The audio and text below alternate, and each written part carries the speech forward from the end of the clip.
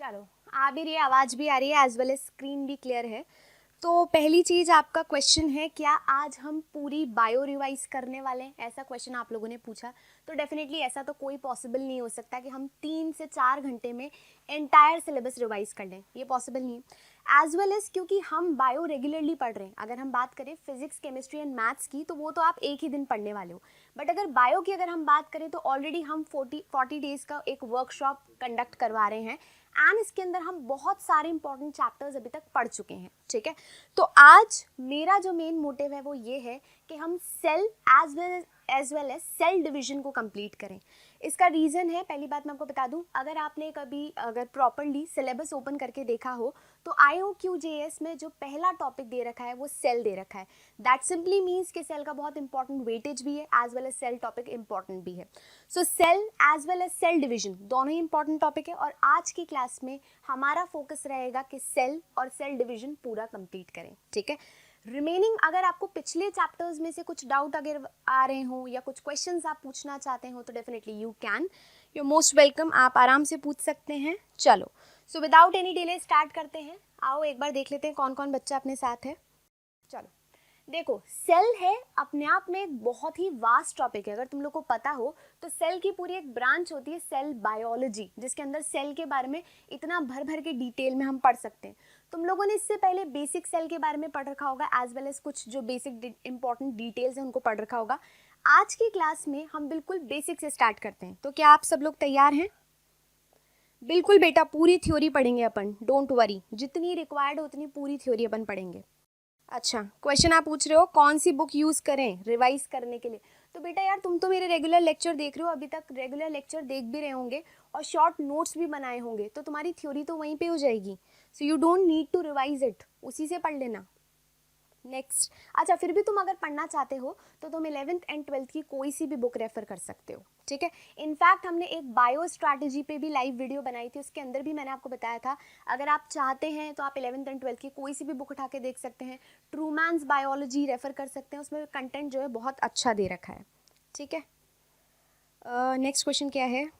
पढ़ो बेटा, कोई सी भी बुक पढ़ो, कोई दिक्कत नहीं है। ऐसे स्पेसिफिक बुक मैं नहीं बोलूँगी कि आप यही बुक पढ़ो या यही मॉड्यूल पढ़ो। डेफिनेटली आपके पास अलग अलग कंटेंट है, आपके पास जो भी कंटेंट है वो अच्छे से पढ़ो एंड उसके बाद मोस्ट इंपॉर्टेंट थिंग इज उससे रेलेवेंट क्वेश्चंस करते रहो। ठीक है, हाँ वंस बेटा, क्वेश्चन जो पेपर है वो कितना हार्ड आ सकता है। देखो, पहली बात है कि पहली बार अपना थोड़ा सा फॉर्मेट चेंज हुआ है। आज तक हम जो फॉर्मेट पे वर्कआउट करते हुए आ रहे थे वो यही था कि हम फर्स्ट पेपर में जितना भी ऑब्जेक्टिव पार्ट था उसको डील करते थे एंड सेकंड INJSO के पेपर में सब्जेक्टिव डील करते थे। क्योंकि इस बार वो पूरा कंटेंट कंबाइन कर दिया, ऑब्जेक्टिव भी होगा सब्जेक्टिव भी होगा, तो डेफिनेटली कुछ नया ही फन आएगा पेपर में। So let's see, definitely paper का जो पैटर्न है ऐसा तो बहुत ज़्यादा भी नहीं बदलेंगे वो, बट हाँ ये है कि जो बेसिक फॉर्मेट पहले के चल रहे हैं उन दोनों को रेफर करते हुए NSE-JS as well as INJSO के दोनों पेपर को रेफर करते हुए हमें पढ़ाई करनी है। ठीक है, चलो, thank you Anurag, I hope ये सारे लेक्चर्स तुमको हेल्प भी कर रहे हैं। चलो अब स्टार्ट करते हैं विदाउट एनी डिले। चलो, पहले तो सेल की बेसिक डेफिनेशन सबको ही पता है, cell is the structural and functional unit of life. जितने भी लिविंग ऑर्गेनिजम्स हैं, देखो भाई सिंपल सी बात है, जब हम लिविंग ऑर्गेनिज्म की बात करते हैं तो लिविंग ऑर्गेनिज्म में ही सबसे बेसिक यूनिट क्या होती है? सेल। जैसे हम कोई घर बनाते हैं, कोई भी दीवार बनाते हैं, कुछ भी बनाते हैं, जैसे वहाँ पे हमेशा एक सिंगल यूनिट ब्रिक यूज की जाती है, ब्रिक पे ब्रिक ब्रिक पे ब्रिक कर कर अपन नया पूरा घर बनाते जाते हैं। सिमिलरली जितने भी लिविंग ऑर्गेनिजम्स हैं वो सारे किससे बने हुए हैं? सेल से। सो सेल एक सबसे इंपॉर्टेंट फंडामेंट है जिसके बेसिस पे हम डिसाइड करते हैं कि भाई लिविंग ऑर्गेनिज्म है ये। ठीक है, अब फिर तुमने कुछ बेसिक चीजें भी पढ़ रखी होंगी, एक बार फिर भी अपन देख लेते हैं। रुको, थोड़ा सा होल्ड करना पड़ेगा। हाँ चलो, तुम लोगों ने ये पढ़ रखा होगा कि सेल जो है, जितने भी लिविंग ऑर्गेनिजम्स हैं, अगर हम नंबर ऑफ सेल के बेसिस पे कैटेगराइज करें, बिल्कुल बेसिक से शुरू करते हैं, हम कोई जल्दी नहीं मचा रहे, बिल्कुल धीरे धीरे आराम से करेंगे। ठीक है, अगर हम नंबर के बेसिस पे डिस्क्राइब करें कि सेल कितनी टाइप की होती हैं, तो सेल दो टाइप की होती हैं। एक होती है हमारी यूनिसेलुलर ऑर्गेनिजम्स, एक होते हैं हमारे मल्टी सेल्यूलर ऑर्गेनिज्म, ये कैटेगरी तुमको पता है, यूनी मल्टी की कैटेगरी जो है, यूनी में सिर्फ एक सेल होती है, यानी कि एक ही सेल पूरा लिविंग ऑर्गेनिज्म बना रही है।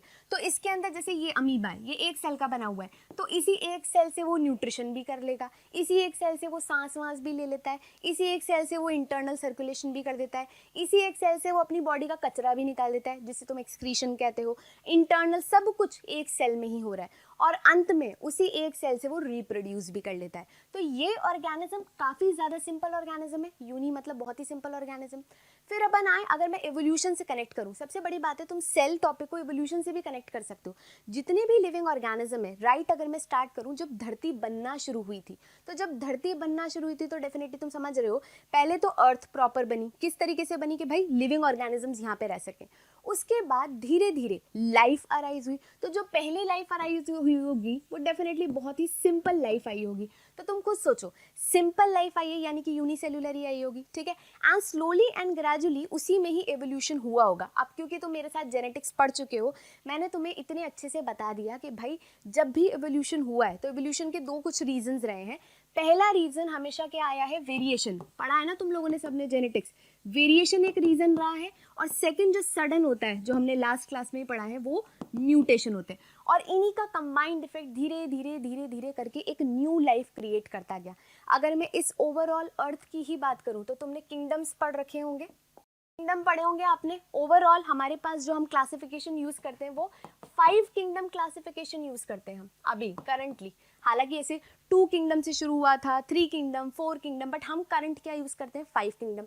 5 किंगडम जब स्टार्ट कर रहे हैं तो पहला किंगडम क्या आता है, मोनेरा। देखो तुम में से कोई ये नहीं सोचेगा कि अरे किंगडम पे कैसे आ गई मैम। देखो भाई, सेल है ना, तो सेल किसी भी चैप्टर से कनेक्ट हो सकता है, this is the beauty of cell. Cell chapter को तुम चाहो तो जेनेटिक्स से भी कनेक्ट कर सकते हो, सेल चैप्टर को चाहो तो एवोल्यूशन से भी कनेक्ट कर सकते हो, सेल को ही डाइवर्सिटी से कनेक्ट कर सकते हो, सेल को सबसे कनेक्ट कर सकते हो। पूरा संसार जो बायोलॉजी का है वो सेल में ही बस रहा है, ठीक है। अब मोनेरा आया, पहला किंगडम है। मोनेरा के बाद क्या आता है अपना, प्रोटिस्टा, जो कि सेकेंड किंगडम है अपना। तीसरा किंगडम क्या आता है अपना, फंजाई। चौथा क्या आता है, सोच सोच के बोलते जाओ, चौथा आता है प्लांटे किंगडम, और लास्ट में आता है एनिमेलिया। ये सारे किंगडम आप सबने पढ़ रखे होंगे, कोई दिक्कत नहीं है। एक बार चार्ट भी देखते हुए चलती हूँ यार, रुको। चलो बिल्कुल सही है, ठीक है। यहाँ पे जब इन ऑर्गेनिजम्स को अपन जमाएंगे तो तुम खुद इमेजिन करो, मैं खुद बता रही हूँ पहले से तुम्हें, कि एवोल्यूशन में सबसे पहले शुरुआत मोनेरा से हुई है, यानी कि धरती पे जो सबसे पहला लिविंग ऑर्गेनिज्म आया वो मोनेरा आया। मोनेरा के अंदर आते क्या है, जितने भी बैक्टीरिया हैं, स्टार्टिंग हमारी लाइफ जो है बैक्टीरिया से ही हुई है, यानी कि तुम मान सकते हो कि तुम्हारे सबसे ज़्यादा पुराने वाले जो एंसेस्टर हैं वो बैक्टीरिया ही हैं। हम ऑल्दो जितने हमारे रीसेंट वाले एंसेस्टर हैं उनसे खुद को लिंक करते हैं, बट जो बेसिक एंसेस्टर है, सबसे प्रिमिटिव एंसेस्टर है इस पूरे अर्थ का, वो कौन है, बैक्टीरिया, ठीक है। तो जितने भी बैक्टीरिया हैं वो सारे इसके अंदर आते हैं। अगर मैं बैक्टीरिया को क्लासिफाई करूं तो वो क्या होगा, यूनी होगा कि मल्टी होगा, डेफिनेटली वो यूनी होगा, ठीक है। फिर नेक्स्ट आता है इंटरनल न्यूक्लियस, न्यूक्लियस है कि नहीं। तो अगर जिनके पास न्यूक्लियस नहीं होता वो कौन होते हैं, प्रोकैरियोटिक। जिनके पास न्यूक्लियस होता है वो कौन होते हैं, यूकैरियोटिक। अब तुम खुद इमेजिन करो, एक सेल बनी है, नई बनी है, कतई कॉम्प्लेक्सिटी तुम्हें डालनी नहीं है। जब तुम्हें कॉम्प्लेक्सिटी डालनी ही नहीं है तो वो प्रोकैरियोटिक होगी कि eukaryotic, definitely it will be prokaryotic, ठीक है। तो हमारा जो सबसे पहला प्रिमिटिव एंसेस्टर था वो यूनिसेल्युलर था एज वेल एज प्रोकैरियोटिक था, पहली बात, ठीक है। फिर आओ, धीरे धीरे मोनेरा में ही तुम समझ रहे हो म्यूटेशन आए होंगे, वेरिएशंस आए होंगे धीरे धीरे, हालांकि इनमें स्लो आए होंगे, क्यों, क्योंकि भाई असेक्सुअल रिप्रोडक्शन कर रहे थे, तो धीरे धीरे ही वेरिएशन आए होंगे। You know this thing very well कि जो वेरिएशन है वो प्रॉपरली सेक्सुअल रिप्रोडक्शन में आते हैं, बट असेक्सुअल रिप्रोडक्शन में वेरिएशन बहुत ही कम होते हैं या ना के बराबर होते हैं। तो तुम इमेजिन कर सकते हो कि धीरे धीरे धीरे वेरिएशंस आ रहे होंगे, बट सडन म्यूटेशन आ रहे होंगे, क्योंकि अर्थ भी उस टाइम पे पूरी चेंज हो रही थी। तो धीरे धीरे डेवलप हुए प्रोटिस्टा। प्रोटिस्टा इस पूरे जो मोनेरा है इस किंगडम के कंपैरिजन में थोड़ा सा ज़्यादा डेवलप थे। तो इनका फीचर क्या होता है, ये होते हैं यूनिसेल्युलर एंड यूकैरियोटिक। अब देखो कैसे बने यूनिसेल्युलर यूकैरियोटिक। तुम्हें इमेजिन करना पड़ेगा कि एक यूनिसेल्युलर सेल है, उसको मैंने 2 ऑप्शन दिए। तुम इमेजिन करो तुम ही हो यूनिसेल्युलर सेल, तुमको मैंने दो ऑप्शन दिए, या तो तुम डिवाइड कर लो या तुम न्यूक्लियस बना लो। तुम खुद इमेजिन करो, you are a unicellular cell and you are having a option, या तो तुम डिवाइड कर सकते हो या तुम सेल बना सकते हो, या तो मतलब डिवाइड कर लो या न्यूक्लियस बना लो। तुम क्या ऑप्शन ऑप्ट करोगे, सोच के बताओ। Kidney filter 190 litre blood and you say 180 litre, please tell right answer. Kartikeya बेटा 180 लीटर ही है। तुम 12th 11th एनसीईआरटी खोल के देखोगे तो भाई वहाँ पे 180 मानेंगे। तो तुम मेन एनसीईआरटी को गलत ठहरा रहे हो क्या, मुझे गलत ठहरा रहे हो मतलब। Main NCERT 11th and 12th NCERT जो होती हैं उनके डेटा को हम सबसे ज़्यादा करेक्ट मानते हैं। तो कोई है ना नॉर्मल सी बुक ने 190 लिख दिया तो अपन उसे गलत मानेंगे, ठीक है। 180 इज करेक्ट। तुम खुद सोच के बताओ, जल्दी से बताओ। अगर यार तुम सिंपल सा क्वेश्चन है, you are a cell, now you are having a option कि तुम अपने अंदर न्यूक्लियस बनाना चाहते हो या डिवाइड करना चाहते हो, तुम क्या ऑप्शन ऑप्ट करोगे। किसी को क्वेश्चन समझ आ रहा है ये वाला, नहीं आ रहा? बिल्कुल, चलो मैं ही बताती हूँ। देखो, मैं एक सेल हूँ, हाँ एग्जैक्टली बिल्कुल सही बोला तुमने वायुन, हम न्यूक्लियस बनाएंगे। देखो भाई, मैं एक सेल हूँ, मेरे पास अभी न्यूक्लियस नहीं है, मैं कैसे तैसे बिना न्यूक्लियस के अपना जीवन जी रही हूँ। एक कमरा है या एक घर है जिसमें कोई कंपार्टमेंट नहीं है, बस चल रही है जिंदगी। अभी मेरे पास जब ऑप्शन आएगा न्यूक्लियस बनाने का या सेल डिवाइड करने का, तो भाई मेरे को पहले न्यूक्लियस बनाना पड़ेगा। क्यों, तुम खुद इमेजिन करो, एक सेल जो बिना न्यूक्लियस के है, सपोज करो ये एक सेल है, अभी मैंने न्यूक्लियस बना दिया, बट यहाँ पे न्यूक्लियस नहीं है, ये बिना न्यूक्लियस के चल रही है, ठीक है। अब अगर ये एक और सेल बना लेगी, सपोज करो ये एक सेल और ये एक और सेल बना लेगी, तो क्या होगा, इनको संभालने वाला ही कोई नहीं होगा, और अगर संभालने वाला कोई नहीं होगा तो तुम समझ सकते हो सेल ज़्यादा टाइम तक चल नहीं पाएगी। तो इसीलिए ऑटोमेटिकली इस सेल ने ऑप्ट किया, प्रोटिस्टा ने, कि हम सब यूनिसेल्युलर रहेंगे बट हम पहले न्यूक्लियस बनाएंगे ताकि हमारा जीवन ढंग से चल सके, क्योंकि न्यूक्लियस ही है जो पूरी सेल को संभालता है। न्यूक्लियस क्या होता है, boss of the cell, main headquarter of the cell, सारी इंफॉर्मेशन संभालने का काम वही करता है। अच्छा, अब तुम में से मुझे बताओ, क्योंकि तुमने जेनेटिक्स भी पढ़ लिया, do you know this thing, nucleus किस तरीके से सेल को संभालता है। हम हमेशा ये क्वेश्चन कहीं ना कहीं तुमने लाइन पढ़ रखी होगी न्यूक्लियस में, कि न्यूक्लियस जो है वो हेडक्वार्टर है सेल का। अब तुम मुझे बताओगे न्यूक्लियस किस तरीके से हेडक्वार्टर है सेल का, जल्दी सोच के बताओ। बट नेक्स्ट क्वेश्चन है मेरा, तुम सोच के रखना, अपन न्यूक्लियस में डिस्कस करेंगे। क्वेश्चन ये है, मैं बोल रही हूँ न्यूक्लियस हेडक्वार्टर है सेल का या न्यूक्लियस संभाल रहा है, पूरा करता धरता है न्यूक्लियस सेल का। तो तुम्हें ये सोच के बताना है वो किस तरीके से करता धरता है सेल का, ऐसा क्या कमाल करता है वो सेल के अंदर। नेक्स्ट क्वेश्चन क्या बोल रहे हो, control all the function of cell, बिल्कुल सही बात है बेटा, कंट्रोल करता है सारा फंक्शन। चलो ये ठीक हो गया, ये हो गया यूनी और ये हो गया यूकैरियोटिक। चलो यहाँ तक समझ आ गया, और मेरा क्वेश्चन नोट करके रखना, न्यूक्लियस में पूछूंगी। चलो नेक्स्ट आओ, अब आते हैं फंजाई पे। फंजाई कंपैरेटिवली प्रोटिस्टा के ज़्यादा डेवलप होते हैं। अब इमेजिन करो, प्रोटिस्टा ने न्यूक्लियस बना लिया, ओवरऑल न्यूक्लियस बन चुका है, अब उसको वो दूसरा ऑप्शन दिया गया कि बेटा अब तो तेरे को डिवाइड ही करना पड़ेगा, और कोई ऑप्शन ही ना रहा। तो फंजाई कहते हैं ठीक है, we are going to divide. इनके पास ये ऑप्शन डिवाइड करने का आया, तो तुमको पता है फंजाई जो है वो यूनी भी होते हैं एज वेल एज मल्टी भी होते हैं। अब कुछ ही यूनी होते हैं, मैक्सिमम मल्टी होते हैं। क्या होता है, तुम इमेजिन करो फंजाई खूब सारे खड़े हैं, उनसे बोला तुम डिवाइड कर लो, तुम डिवाइड कर लो, तो मेजॉरिटी तो डिवाइड करके मल्टी बन गए, पर कुछ जो हैं वो यूनी ही रह जाते हैं। So very few are uni and majority of fungi are multicellular. और न्यूक्लियस तो पहले ही बन चुका है, तो ये यूकैरियोटिक है, पहले से ही यूकैरियोटिक है, कोई दिक्कत नहीं है यहाँ तक तो, ठीक है। तो ये फंजाई का तुमको समझ आ गया कि मेजरली मल्टी, कुछ यूनी। अब एग्जाम्पल सोच के बताओ, कोई भी एक एग्जाम्पल बता दो यूनिसेल्युलर फंजाई का, सोच के बताओ। ह्यूमन एंड प्लांट फिजियोलॉजी में क्या क्या इंपॉर्टेंट चैप्टर हैं बेटा। ह्यूमन फिजियोलॉजी में सारे चैप्टर इंपॉर्टेंट है जो हमने कर लिए हैं, जो इंपॉर्टेंट चैप्टर्स थे वो सारे हमने कर लिए। तुम चाहो तो हमारे प्रीवियस जितने भी मेरे लेक्चर्स हैं वो लगा सकते हो। ह्यूमन फिजियोलॉजी के अंदर जो इंपॉर्टेंट चैप्टर्स हैं वो हैं डाइजेशन, यानी कि ह्यूमन डाइजेस्टिव सिस्टम इंपॉर्टेंट है, ह्यूमन रेस्पिरेटरी सिस्टम इंपॉर्टेंट है, सर्कुलेटरी या ट्रांसपोर्टेशन जो भी तुम बोलना चाहो वो इंपॉर्टेंट है, एक्सक्रीटरी सिस्टम इंपॉर्टेंट है, and endocrine and neural control important है। ये तो मोस्ट इंपॉर्टेंट है, तो ये हमने कंप्लीट कर लिए हैं, ठीक है। यीस्ट, एग्जैक्टली एक यूनिसेल्युलर फंजाई का एग्जाम्पल है यीस्ट, और ये यीस्ट क्या है, यूनिसेल्युलर। और अब जल्दी से ये भी बता दो कि वो एरोबिक रेस्पिरेशन करता है कि एनारोबिक रेस्पिरेशन करता है, जल्दी सोच के बताओ। बेटा अपन सेल को ऐसे ही पढ़ेंगे, सेल को मैं सारे टॉपिक्स से लिंक करूंगी, मैं सेल को कभी भी सेल तक नहीं रखती, I try to cover almost all the topics in that, ठीक है। तो तुम सोच के बताओ फटाफट। Anaerobic, very good, anaerobic respiration करता है। फर्मेंटेशन में यीस्ट एनारोबिक रेस्पिरेशन करके इथेनॉल बनवाने में हेल्प करता है, जिसको लोग खूब पीते हैं, ठीक है। चलो नेक्स्ट आओ, नेक्स्ट आता है प्लांटिंग। प्लांटे कंपैरेटिवली फंजाई के और भी ज़्यादा कॉम्प्लेक्स हो गए। क्यों भाई? क्योंकि वो प्रॉपर मल्टी सेलुलर बन गए और धीरे धीरे लैंड को लेने लग गए। इन शॉर्ट लाइफ जो है वो लैंड की तरफ बढ़ने लगी। तो प्लांट कंपैरेटिवली मल्टी है एंड कौन से कैटेगरी में आएंगे? यूकेरियोटिक। न्यूक्लियस तो बन चुका है, अब कोई दिक्कत ही नहीं, न्यूक्लियस तो बन चुका है। और एनिमल उनसे भी महान बन गए, यानी कि अपन कहें तो एनिमल उनसे भी ज़्यादा डेवलप बन गए। ऑल्दो ये भी मल्टी ही होते हैं एंड यूकेरियोटिक ही होते हैं, बट महान क्यों बन गए? क्यों? क्योंकि धीरे धीरे एनिमल ने एक स्पेशल फीचर डेवलप किया। सोच के बताओ एनिमल इन सबसे ज़्यादा क्यों ज़्यादा डेवलप माने जाते हैं? जल्दी बताओ। तुम लोगों ने मैक्सिमम बच्चों ने तो अटेंड की थी वो क्लास। हमने एक प्रॉपर बायो का क्या स्ट्रैटेजी रहेगी उस पर क्लास रखी थी और उसमें मैंने कंटेंट शेयर किया था कि क्या एक प्रॉपर एक्चुअल प्रिस्क्राइब्ड सिलेबस है वो हमने वहाँ पे डिस्कस किया था। उसमें मैंने तुम्हें पहले भी बताया था कि +12 तक के सिलेबस को हमें रेफर करना है, ठीक है।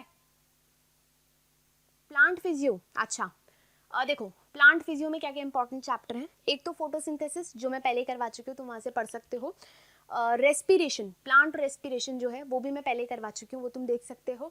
देन प्लांट का जो ओवरऑल ट्रांसपोर्टेशन है, ascent of SAP and translocation, ये दोनों टॉपिक देखने। प्लांट में एक्सक्रीशन होता ही नहीं है तो मेनली क्वेश्चंस इनसे ही आते हैं। और उसके अपार्ट जो प्लांट फिजियो है उसके अंदर थोड़े बहुत हार्मोन्स के बारे में पढ़ लेना, that is sufficient. Mineral venereal से क्वेश्चन आया नहीं है अभी तक, ठीक है, तो कोई दिक्कत नहीं है अपन को उससे पढ़ने की, है ना। और देखती जाऊँ, मैं बार बार सामने इसलिए देख रही हूँ, चैट देखनी पड़ रही है मुझे। Many systems are present in animal for different processes, very good, बिल्कुल करेक्ट आंसर है। अभिषेक ने बिल्कुल सही बात बोली, we have division of labour. हम कमाल इसलिए कर गए क्योंकि हमारे पास डिवीजन ऑफ लेबर का ऑप्शन है। डिवीजन ऑफ लेबर का मतलब होता है भाई हमारे पास सब कुछ डिवाइडेड है, हमारे पास सेल्स हैं, सारी अलग अलग सेल्स हैं। एक स्पेसिफिकली ब्लड सेल बन गई, एक स्पेसिफिकली बोन सेल बन गई। अब पर डिवीजन ऑफ लेबर तो प्लांट में भी है। प्लांट कहेगा भाई मेरे पास भी तो है डिवीजन ऑफ लेबर, क्यों प्लांट में नहीं होता डिवीजन ऑफ लेबर? प्लांट्स में मेरिस्टोमैटिक सेल्स हैं, वहाँ से हमारे कॉम्प्लेक्स टिश्यूज बनते हैं, ठीक है। फिर कॉम्प्लेक्स टिश्यू से वो ऑर्गन बना लेते हैं, लीफ है, स्टेम है। सो ये जो आंसर दिया ये तो करेक्ट है, but division of labour plant में भी है, तो अभी तो प्लांट टक्कर दे रहा है एनिमल को। अब बताओ स्पेसिफिकली एनिमल में क्या डेवलप हो गया? Further divided in non Chordata and Chordata, बिल्कुल सही बात है बेटा, नॉन कॉर्डेटा एंड कॉर्डेटा। एक और हमारे को स्पेशल बेनिफिट मिल गया इस बैकबोन का, देखो, पर बैकबोन का बेनिफिट हमें नॉन कॉर्डेटा के ऊपर मिल गया, ये भी बिल्कुल सही है। कॉर्डेटा एंड नॉन कॉर्डेटा में जैसे स्पेशली हम हैं, हमें एक बहुत बड़ा फायदा क्या हुआ, पहले तो सारे के सारे जीव जंतु ऐसे ही चल रहे थे, है ना। फिर सडनली हमने अपने पोर्शन, ये जो ये वाला बैक पोर्शन है, इसको इरेक्ट करना सीख लिया, सीधे खड़े होना सीख लिया।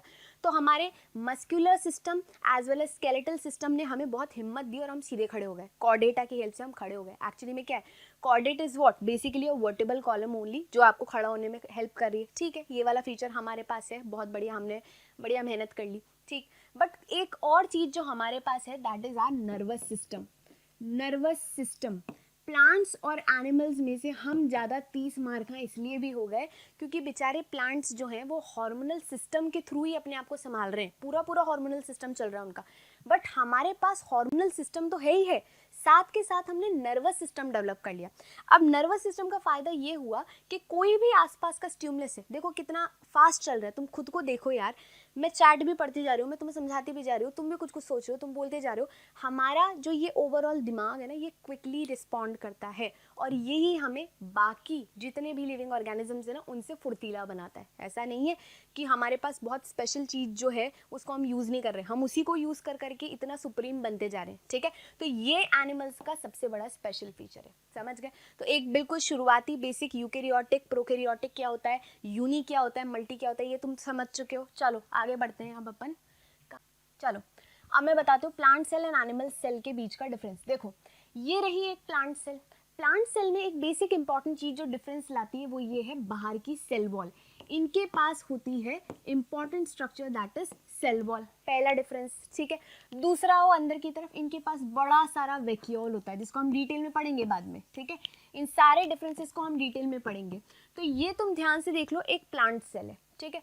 फिर नेक्स्ट देखो एक एनिमल सेल, देखो एनिमल सेल देख लो, ठीक। अब अपन को अब इनसे मतलब नहीं है, अब मेन काम पे आते हैं अपन। तो चलो हम स्टार्ट करते हैं सेल वॉल से, ये इंपॉर्टेंट है हमारे लिए। चलो लेट्स स्टार्ट। सेल वॉल जो है, पहली बात, ये कौन सा फीचर है, ये प्लांट का स्पेशल फीचर। अगर मैं प्लांट एंड एनिमल की बात करूं तो प्लांट्स में सेल वॉल होता है, एनिमल में सेल वॉल नहीं होता। फंजाई में भी सेल वॉल होता है एंड मोनेरा में भी सेल वॉल होता है। तो अगर मैं इसको क्लासिफाई करूं किंगडम वाइज, अगर मैं किंगडम वाइज चलूं तो मोनेरा में सेल वॉल होता है, बिल्कुल होता है। प्रोटिस्टा में सेल वॉल होता है क्या? कुछ में होता है, कुछ में नहीं होता। सेल वॉल कुछ में होता भी है और कुछ में नहीं होता। जितने भी प्रोटिस्टा के अंदर ऑर्गेनिजम्स आते हैं ना, जो बेसिकली प्लांट जैसे कुछ कुछ फीचर दिखाते हैं, उनमें सेल वॉल होता है। बाकी जो रिमेनिंग एनिमल जैसा फीचर दिखाते हैं उनमें सेल वॉल नहीं होता। फंजाई में सेल वॉल होता है, देन उसके बाद प्लांट में तो होता ही होता है और एनिमल में नहीं होता। पहली चीज तुमको समझ आ गई किन किन में होता है, ठीक। अब आते हैं किस किस की बनी हुई होती है सेल वॉल, ठीक है। सेल वॉल बनी किसकी होती है? पहली बात तो आउटर मोस्ट है। अब हम आते हैं ये बनी किसकी होती है। तो देखो, जो मोनेरा है यानी कि बैक्टीरिया, उनकी सेल वॉल बनी होती है पेप्टिडोग्लाइकेन की। किसकी बनी हुई होती है? ये इंपॉर्टेंट है, ये तुमको याद होने चाहिए कौन सी सेल वॉल किसकी बनी हुई है। जितने भी मोनेरा हैं उनकी ऑर्गेनिजम्स की जो बैक्टीरिया हैं उनकी सेल वॉल बनी होती है पेप्टिडोग्लाइकेन की, ठीक है। प्रोटिस्टा में सेल वॉल बनी हुई होती है सेल्यूलोज की, ठीक। फिर आते हैं फंजाई पे। फंजाई की सेल वॉल बनी होती है काइटिन की, जिसको बहुत सारे लोग चिटिन चिटिन बोलते हैं, काइटिन बोलते हैं इसको असली में, ठीक है। फिर आते हैं प्लांट्स पे। प्लांट्स की सेल वॉल मेनली बनी हुई होती है सेल्यूलोज की एंड हेमीसेल्यूलोज की एंड पेक्टिन की एंड प्रोटीन की। ये चारों बातें तुमको याद होनी चाहिए, ठीक है। क्योंकि क्या होता है ना, सेल्यूलोज तो सब पता है, सबको पता है सेल्यूलोज की बनी होती है। तुम्हें पता होना चाहिए कि सेल्यूलोज के साथ हेमीसेल्यूलोज, पेक्टिन, प्रोटीन भी होते हैं, ठीक है। फिर आओ एनिमल, एनिमल्स में तो होती ही नहीं है, ठीक है। इतना क्लियर है? फंजाई में होता है, बिल्कुल होता है बेटा, बिल्कुल। वंश शर्मा, मैंने एक पूरा, अगर तुम पीछे सर्च करोगे, एक वीडियो है जिसमें बायो में क्या क्या पढ़ना है, उसकी कैसी स्ट्रैटेजी रहेगी, वो हमने शेयर की है। तो आप प्लीज़ एक बार जाके चेक करना, दे रखी है वो, है ना। बिल्कुल बिल्कुल सही बात है अभिषेक।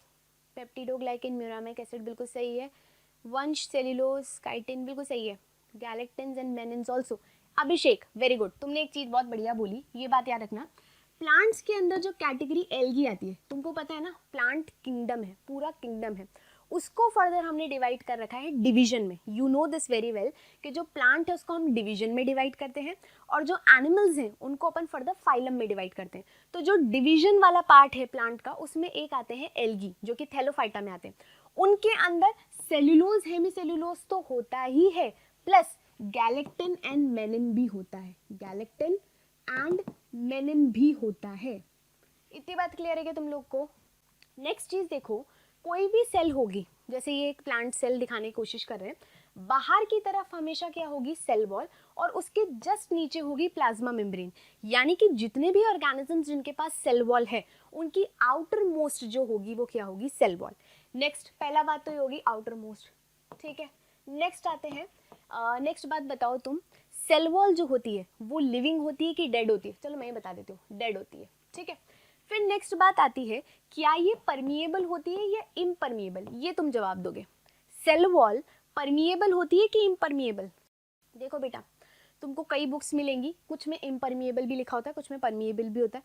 अरे नहीं नहीं स्मिथ, सेमी परमिएबल तो बिल्कुल भी नहीं होती। देखो, 4 कैटेगरी होती है, पहले तो मैं तुम्हें कैटेगरी बताती हूँ। एक कैटेगरी होती है इम्परमिएबल, ठीक है।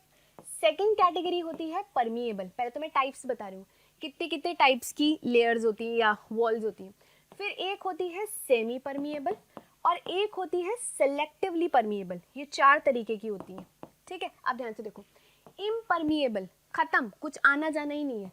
ये वो हो गए, 2 नेबर के बीच में दीवार आ गई, ना उसको इससे मतलब है ना इसको उससे मतलब है, ऐसी टाइप की लेयर इम्परमिएबल होती है, ठीक है।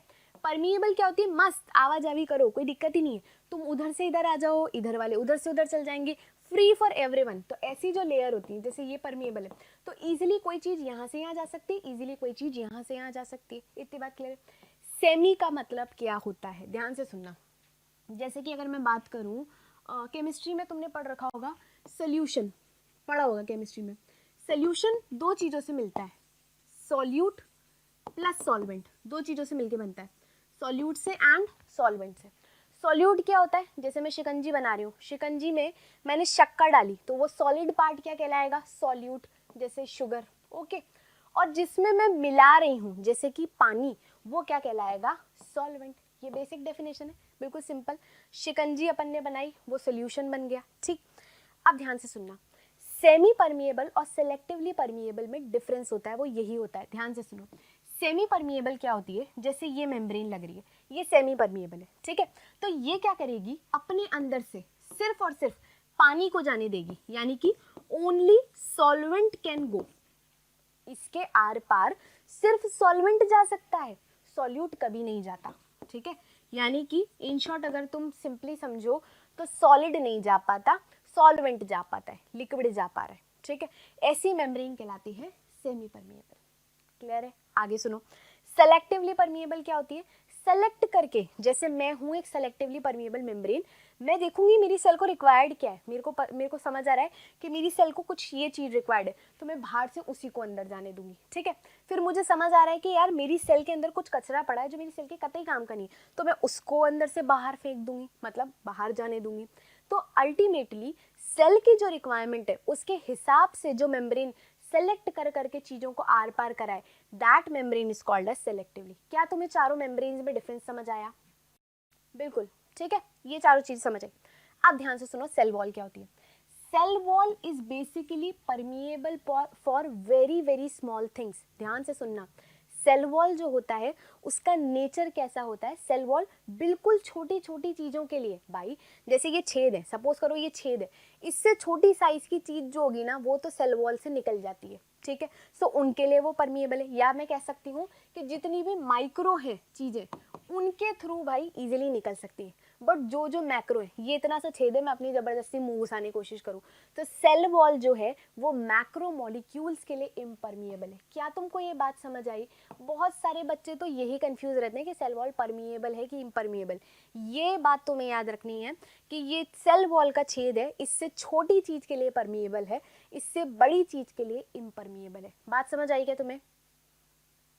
अरे क्यों डर लग रहा है यार आमिर, अभी तो पेपर आए नहीं, तुम्हें उससे पहले डर लगने लग गया? मत डरो, डरने से कुछ नहीं आता, डर के आगे जीत है। एक माउंटेन ड्यू पीकर पेपर दे लेना तुम, मतलब माउंटेन ड्यू तो मत पीना, दूध ही पीना, ठीक है। इतनी बात क्लियर है, कोई दिक्कत नहीं है ना यहाँ पे? चलो, सो परमिएबल इम्परमिएबल का फंडा याद रखोगे, यही याद रखना है। चलो आगे आओ, एक और बात यही याद कर लो, सेलेक्टिवली परमिएबल फीचर होता है स्पेशली प्लाज्मा मेम्ब्रेन का, ये एक। तो भाई तुम कभी भी गलती से प्लीज प्लाज्मा मेम्ब्रेन को सेमी परमिएबल मत बता देना, plasma membrane is selectively permeable, ठीक है। और सेल वॉल का तो मैंने बता ही दिया, इतनी बात क्लियर है। चलो आगे चलते हैं। चलो अब हम सेल वॉल के थोड़े से और फीचर देखते हैं। देखो ये रही सेल वॉल के और फीचर, तुमने पढ़ रखे होंगे, फिर भी एक बार अपन फटाफट रिवाइज कर लेते हैं। देखो ये रही सेल वॉल, नहीं पहले इसको देखो, ये रही सेल वॉल। सबसे बेस्ट तरीका है सेल वॉल पढ़ने का कि सेल वॉल लेयर्स की फॉर्म में होती है। हालांकि ये डायग्राम भी थोड़ा सा बड़ा है, मैं बिल्कुल सिंपल डायग्राम से याद करती हूँ, वो ये है। देखो मेरा वाला डायग्राम मुझे और भी इजी लगता है। देखो देखो ये रही पहले बाहर की मेम्ब्रेन, ध्यान से देखो, ये है सबसे बाहर की, इसको ही बना लेना तुमको सबसे इजी तरीका है। ये है सेल वॉल, शुरुआत की मैंने सेल वॉल से। अब सेल वॉल फर्दर डिवाइडेड होती है लेयर्स में। कैसे? बाहर की जो लेयर होती है that is primary cell wall, इसके अंदर की जो लेयर होती है that is secondary cell wall, और उसके भी अंदर कोई लेयर आ जाए तो टर्सरी। समझे तुम? तीन लेयर है, पहला है प्राइमरी, उसके जस्ट नीचे है सेकेंडरी, और उसके भी नीचे कुछ आ जाए तो टर्सरी। तो क्योंकि ये बाहर है तो ये क्या होगी? प्राइमरी सेल वॉल पहली, ठीक है। इसके नीचे अगर कोई और आ जाए, ये समथिंग लाइक दिस, तो ये क्या हो जाएगी? हमारी secondary, this will be secondary. तो पहली चीज बाहर प्राइमरी होती है, उसके अंदर सेकेंडरी होती है, ठीक है। अब आओ सेकेंडरी पे। सेकेंडरी भी रेल के डिब्बे की तरह डिवाइडेड होती है। जैसे तुमने देखा है ना, ट्रेन जो है, ट्रेन में कोचेज होते हैं S1, S2, S3। सिमिलरली हमारी जो सेकेंडरी है वो भी डिवाइडेड रहती है S1, S2, S3 इस तरीके से। तो जैसे ये पहली है तो ये S1, फिर उसके नीचे आ जाए तो S2, उसके नीचे आ जाए तो S3, समथिंग लाइक दिस। वो डिवाइड और होती चली जाती है, ठीक है। ये एक नॉर्मल फीचर है। सो पहला हमेशा प्राइमरी होगा, उसके बाद हमेशा सेकेंडरी होगा। अगर इसके भी नीचे आ जाए, जो कि जनरली नहीं होती, सिर्फ एक ही एग्जाम्पल है, वो भी याद कर लो तुम मेरे साथ ही, इसके नीचे भी अगर एक और लेयर आ जाए तो उसको हम बोलते हैं टर्शरी सेल वॉल। और इसका सिर्फ एक ही एग्जाम्पल है, तुम्हें याद कर लेना है यहीं पे, प्लांट किंगडम में 5 डिवीजन। पहला डिवीजन होता है थैलोफाइटा, दूसरा होता है ब्रायोफाइटा, तीसरा होता है टेरिडोफाइटा, चौथा होता है जिम्नोस्पर्म, पांचवा होता है एंजियोस्पर्म। चौथा वाला जो जिम्नोस्पर्म है, चौथा वाला जो जिम्नोस्पर्म है, उसके अंदर भी तुम एक और सेल में आ जाओ, आते जाओ और अंदर आते जाओ। जिम्नोस्पर्म में तुमने पढ़ रखा होगा जाइलम एंड फ्लोएम होते हैं। जाइलम एंड फ्लोएम क्या होते हैं? वैस्कुलर टिश्यू होते हैं। तो भाई ये रहा अपना जाइलम, ठीक है, ये रहा अपना जाइलम। जाइलम की भी 2 टिश्यूज होती हैं, जिसको तुम ऐसे याद कर लोगे, टीवी, टीवी चलाते हैं ना अपन दिन भर, टेलीविजन है ना, तो टीवी याद कर लो। टी से होता है ट्रेकाइड, टी से होता है ट्रेकाइड, और वी से होता है वेसल्स, ठीक है। सो इनकी ट्रेकाइड्स में होते हैं, ये लो, अब याद हो जाएगा तुमको अगर कहीं आ जाए तो, ठीक है। समझ आ गया तुमको ये वाला पार्ट, S3 का होगा। और बस अब तो इसके नीचे अपन को अपनी नॉर्मल प्लाज्मा मेम्ब्रेन बनानी है। तो अब इसके जो नीचे होगी, ये जो है, this is your normal plasma membrane, और अब इसके अंदर बिल्कुल वही नॉर्मल कंटेंट चलेगा सेल का। समझ आ गया सेल वॉल का स्ट्रक्चर। जल्दी से अब मैं तुम्हें इसके पीछे दिखा देती हूँ। देखो, ये देखो, यही हो रखा है इसके अंदर भी, अगर तुम ध्यान से देखो तो यही हो रखा है। पहला बाहर की साइड प्राइमरी, उसके नीचे सेकेंडरी, उसके नीचे और सेकेंडरी की लेयर्स, फिर अंदर अगर आए, अच्छा इसने टर्शरी नहीं बना रखी, इमेजिन कर लो ये रही एक और टर्शरी, और फिर अंदर आ गया मेन अपना कंटेंट, ठीक है। अब लास्ट बात देख लो, 2 सेल्स हैं, जैसे 2 सेल्स हैं, एक ये सेल है, एक मैं हूँ सेल, ठीक है। हम दोनों के बीच में एक कॉमन लेयर आएगी नहीं आएगी? सिंपल सी बात है ना, आपका और आपके पड़ोसी का जो घर है, आप दोनों के बीच में एक लेयर कॉमन शेयर कर रहे हो आप। दैट कॉमन लेयर जो प्लांट की सेल्स के बीच में होती है, उसे हम बोलते हैं middle lamella. That layer is called as middle lamella. देखो यहाँ पे बन रही है, ये रही मिडिल लेमिला। अगर तुम मेरे डायग्राम में देखो तो ये रही मिडिल लेमिला, ये तो रही एक सेल, 2 सेल्स रही, और ये रही बीच में मिडिल लेमिला। समझ गए? अब मिडिल लेमिला 2 चीजों का बना होता है, याद करते हुए चलो मेरे साथ ही। मिडिल लेमिला 2 चीजों का बना होता है, एक होता है कैल्शियम पेक्टेट, एक होता है मैग्नीशियम पेक्टेट। क्या बोला मैंने? तुम्हारे और तुम्हारे पड़ोसी के बीच की कॉमन दीवार, मिडिल लेमिला हो गई। 2 चीजों की बनी होती है, कैल्शियम पेक्टेट, मैग्नीशियम पेक्टेट, जिसमें से भी कैल्शियम पेक्टेट ज्यादा होता है कंपैरेटिवली मैग्नीशियम पेक्टेट के, ठीक है। अब यार तुम और तुम्हारे पड़ोसी हो, ऐसे तो नहीं होता ना, बिल्कुल ही कोई मतलब ही नहीं है पड़ोसियों से। पड़ोसियों से थोड़ी सी वार्तालाप करनी भी जरूरी है, थोड़ा सा हेल्दी रिलेशन बनाना भी जरूरी है। तो प्लांट की सेल भी कहते हैं थोड़ा सा रिलेशन बना लेते हैं। तो रिलेशन बनाने के लिए वो बीच में छोटी सी स्पेसेस छोड़ देते हैं, ऐसी बीच में छोटी छोटी सी स्पेसेस छोड़ देते हैं। यानी कि कुछ इस तरीके से, जैसे ये 2 सेल्स हैं, ये रही एक सेल, ये रही, ठीक है, इसने छोटी सी स्पेस छोड़ दी, ये दूसरी सेल शुरू हो गई। तो ये जो बीच का छोटा सा कनेक्शन होता है, इस कनेक्शन को बिल्कुल तुम ऐसे इमेजिन कर सकते हो जैसे अपन नहीं दूध चाय शेयर करते रहते हैं। हालांकि मैं तो अपने पड़ोसियों के साथ ऐसा नहीं करती, पर फिर भी ऐसा होता है ना, बहुत सारे लोग कुछ मांगने चल जाते हैं, चीनी दे दो, कुछ आप दे दो, ऐसे लेना देनी चलती रहती है। सो उसके लिए एक बीच में छोटा सा चैनल बना दिया सेल्स ने कि भाई तुझे मुझसे कुछ चाहिए हो तो तू ले लियो, तुझे कुछ चाहिए हो तो तू ले लियो। इस चैनल को, इस आवाजावी के चैनल को हम बोलते हैं प्लाज्मोडेस्मेटा। क्या बोलते हैं इस चैनल को? प्लाज्मोडेस्मेटा। क्लियर है तुमको यहाँ पे? लाइक अ ब्रिज। हालांकि लाइक अ ब्रिज से ज़्यादा मुझे मज़ेदार लगता है 2 लोगों के बीच में मांगने का सोर्स। इस सेल को कुछ चाहिए, ये दे देगी, इस सेल को कुछ चाहिए, ये दे देगी, ऐसे आवाजावी का सोर्स बन जाता है, चीनी वीनी मांगने का सोर्स, ठीक है। This is called as plasmodesmata. Clear है? सेल वॉल का स्ट्रक्चर क्लियर है? अब तो कोई कंफ्यूजन नहीं होगा। चलो नेक्स्ट आ जाओ, सेल वॉल की जो चीज़ें क्या क्या थी मैंने तुमको स्टार्टिंग में ही बताई थी, याद करो। मैंने बोला था भाई अपन कोशिश करेंगे जितना अपन पढ़ सकते हैं पढ़ते जाएं, ठीक है। सो क्या क्या था मैंने तुम्हें बताया था, देखो एक तो सेल्यूलोज होता है, एक होता है हेमीसेल्यूलोज, एक होता है पेक्टिन, एक होता है लिग्निन, ये सब चीज़ें थी। कुछ में होता है स्यूबेरिन, कुछ में होता है काइटिन, ये बहुत सारी चीज़ें होती हैं, ठीक। काइटिन मत लिखो यार, काइटिन नहीं, ठीक है, ये सब। तो इनमें से ये सेल्यूलोज, हेमीसेल्यूलोज, पेक्टिन, लिग्निन, ये सारी चीज़ें बनाने की जिम्मेदारी किसको दी जाती है? गोल्गी बॉडी को। ये किसको दी जाती है? गोल्गी बॉडी को। ये रहा अपना डूड गोल्गी बॉडी, ठीक है। ये सारी जिम्मेदारी दी जाती है गोल्गी बॉडी को कि बेटा तेरे को ही बनाना है। और प्लांट में गोल्गी बॉडी का नाम क्या होता है? जल्दी से, डिक्टोजोम। कहाँ लिखूं? हाँ ये रहा। गोल्गी बॉडी को ही हम दूसरा नाम जो प्लांट में बोलते हैं दैट इज डिक्टोजोम, ठीक है। चलो वेरी गुड, बहुत होशियार बच्चे हो तुम लोग। चलो आगे चलते हैं, ठीक है। इतना पार्ट क्लियर है ना? सेल वॉल की पूरी रामायण तुमको समझ आ गई। चलो बस एक बार इसमें भी देख लो, यही सब बातें लिख रही है, अब बार बार भी क्या एक ही बात बोलो। चलो नेक्स्ट पे चलते हैं अपन। अब देखो, अब सेल वॉल का स्ट्रक्चर देख लो, ये है एक फर्दर शानदार स्ट्रक्चर जो कि समराइज कर रहा है चीज को। देखो ये रहा अपना स्ट्रक्चर शुरू होना, ये देखो ये तो मिडिल लैमेला है दो सेल्स के बीच का, ठीक है। अब यहाँ देखो बीच में ये है इंपॉर्टेंट, ये जो तुम्हें मैश वर्क दिख रहा है ना, मैश वर्क ऐसा उलझा हुआ ऐसा मैश वर्क, ये मैश वर्क इंपॉर्टेंट है। देखो ये तो मिडिल लैमेला हो गया, ये प्राइमरी सेल वॉल हो गई, ये प्लाज्मा मेम्ब्रेन। इसने अपन को सेकेंडरी दिखाया नहीं, क्योंकि इस डायग्राम का मेन मोटिव है तुमको ये समझाना कि किस तरीके से सेल वॉल बनती है। सो सेल वॉल में ये मेन तो होते हैं सेल्यूलोज के माइक्रोफाइब्रिल, मेन धागे सेल्यूलोज माइक्रोफाइब्रिल के होते हैं। बीच में ये जो जगह होती है ना, इन्हीं में भर जाते हैं हेमीसेल्यूलोज, पेक्टिन वगैरह जो होते हैं ना, सब इसी में ठुसे हुए होते हैं और ठुस के एक नेटवर्क बना देते हैं in the form of cell wall. क्योंकि ये जगह नहीं छोड़ते एक दूसरे के बीच में तो भाई डेड हो जाते हैं, सिंपल सा फंडा, ठीक है। नहीं बेटा पेपर में वैसे डायग्राम नहीं आता, बट मैं तुम्हें इसलिए बता रही हूँ, क्या पता कुछ क्वेश्चन बन जाए और इस डायग्राम की भी थोड़ी सी झलक आ जाए, तो अपन को तो पता होनी चाहिए। बेटा PYQ तो तुम खुद से प्रैक्टिस करो, देखो टाइम अपने पास बहुत कम है, हालांकि मैं रेलेवेंट क्वेश्चन बीच बीच में डाल रही हूँ। PYQ मेरा मानना है कि तुम खुद से करो यार, वरना फिर अपन थ्योरी नहीं कर पाएंगे। पेपर में डायग्राम नहीं आते बनाने को, तो कतई नहीं आते। हेल्थ एंड डिजीज कर लेंगे बेटा मोक्षित, कोई दिक्कत नहीं है ना। चलो ये समझ आ गया तुमको मैश वर्क कैसे बनता है, देख लो ये बन रहा, वापस देख लो एक बार। ये रहे सेल्यूलोज, ये बीच बीच में ब्लू कलर के सेल्यूलोज हो गए, बीच बीच में इनमें देखो कनेक्शन हो रखा है, ये रहा पेक्टिन आ गया, यही बीच में कहीं हेमीसेल्यूलोज ठुस रहा होगा और सर ने मैश वर्क बना दिया, ठीक है। इतनी बात क्लियर है, चलो आगे चलते हैं। सेल वॉल तो क्लियर है ना, चलो अब आगे चलते हैं।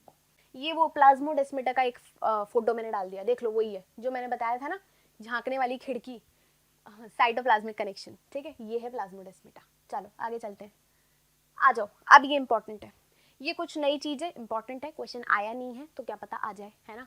हालांकि बहुत बहुत टाइम पहले इससे रिलेटेड क्वेश्चन आ चुका है ना, फिर भी अपन देख लेते हैं।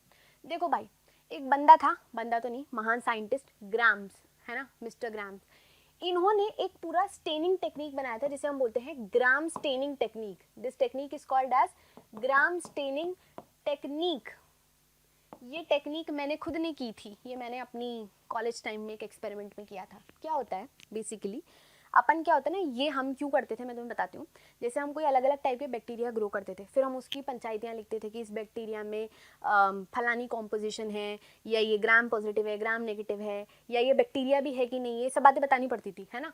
तो इतनी पंचायतें हम उस ऑर्गेनिज्म की करते थे जो दिखता भी नहीं है, ठीक। अब वो दिखाने के लिए कुछ टेक्निक्स होती है, तुमने कैसे बता दिया ग्राम पॉजिटिव है, बताना पड़ता है। देखो मैंने सपोज करो दो बैक्टीरिया लिए, अभी मैं देख के तो बता नहीं सकती, दिख तो रहा ही नहीं है, सॉरी, मैं बता तो सकती नहीं हूँ कि ये पॉजिटिव है कि नेगेटिव है, ठीक है। तो मैंने दो बैक्टीरिया लिए। पहली चीज आपको इसमें डालना है क्रिस्टल वॉयलेट, एक कंपोनेंट होता है क्रिस्टल वॉयलेट, उसको आपको हल्का सा डालना होता है। एक्चुअली में करते क्या है, अपन एक स्लाइड लेते हैं, ऐसी तुम्हें पता ना माइक्रोस्कोप के अंडर रखने के लिए एक छोटी सी ग्लास स्लाइड होती है, उस पर तुम थोड़े से बैक्टीरिया डाल देते हो जो दिखते भी नहीं है, बस अपन अगार अगार से थोड़ा सा उठा के डाल देते हैं, हम सोचते हैं बैक्टीरिया आ चुका होगा, ऐसे मान के अज्यूम करके चलती है माइक्रोबायो में सारी काम, ठीक है। फिर हम थोड़ा सा उस पर क्रिस्टल वॉयलेट डाल देते हैं, चलो डाल दिया, हल्का सा ठीक कर देते हैं। उसके बाद हम डाल देते हैं उसमें आयोडीन सोल्यूशन, आयोडीन ट्रीटमेंट का मतलब है आयोडीन सोल्यूशन डाल देते हैं। तो ये तो पहले तो मैंने अपनी अज्यूम करे हुए मन की शक्ति से देखते हुए बैक्टीरिया डाले, उसके ऊपर मैंने उस पर कुछ ऐसे क्रिस्टल वॉयलेट डाल दी, फाइनली मैंने उस पर आयोडीन सोल्यूशन डाल दिया, फिर अच्छे से हल्का सा मिक्स कर दिया। हाँ अब देखो, अब क्या होगा, आपके जो दोनों ही बैक्टीरिया हैं वो कुछ ऐसे से दिखेंगे, देखो ये ऐसे से दिखेंगे, ये दोनों बैक्टीरिया ऐसे से दिखेंगे। इन शॉर्ट तुमको पता है आयोडीन जो सोल्यूशन होता है ना वो ब्लूइश होता है, तो इन बैक्टीरियाओं ने वो आयोडीन का कलर ले लिया, तो आपको अभी दिख रहे हैं पर्पलिश ब्लू, कैसा कलर आ रहा है ये पर्पलिश, हालांकि ये तो पर्पल ही आ रहा है पर फिर भी मैं तुम्हें बता रही हूँ कलर रेंज जो होती है वो पर्पलिश ब्लू होती है। इतना प्रॉपर पर्पल नहीं दिखता है, थोड़ा सा ब्लूइश पर्पल दिखता है। यहाँ तक हो गया, अभी तक तो दोनों ही सेम दिखा रहे हैं। इसके आगे क्या होगा, अब आप डालोगे हल्का सा एल्कोहल, पीने वाला नहीं एल्कोहल होता, वो अलग एल्कोहल होता है, ठीक है।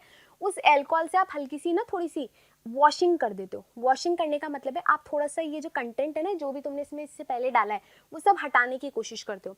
जैसे ही आप वॉशिंग करते हो, जो बैक्टीरिया ने कलर लिया था कुछ कुछ हटा देता है। देखो इधर वाले डायग्राम में देखो कलर हट गया, इधर वाले में देखो वो अभी भी है।